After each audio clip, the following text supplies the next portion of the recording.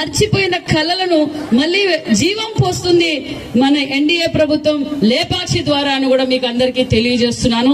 నిజంగా ఇప్పుడు మనం చూసాం బనానా ఫైబర్ తో ఆ బ్యాగులు చూస్తుంటే ఎంత ఆనందం అనిపిస్తుందంటే ఎక్కడో నమ్ముతారో లేదో నేనైతే ఇది ఎక్కడన్నా వేరే దేశాల నుంచి తెచ్చారేమో అనుకున్నాను. ఇది మన దేశం, మన భారతదేశం, మన భారతదేశ సంస్కృతులన్నీ మనం కాపాడవలసిన బాధ్యత మనందరిది ఉందని మీకు ఈ సభ ద్వారా మీకు తెలియజేస్తున్నాం. ఎందుకంటే మనలో ఉన్న కళలు ఏ దేశంలోనూ లేవు. మన ఆంధ్రప్రదేశ్ లో ఉన్న కళలు కూడా మనం గుర్తించి వాళ్ళని ఎంకరేజ్ చేసి అన్ని రంగాల్లోనూ మనం చేదోడు వాదోడుగా ఉండాలన్న విషయం కూడా తెలియజేస్తున్నాం.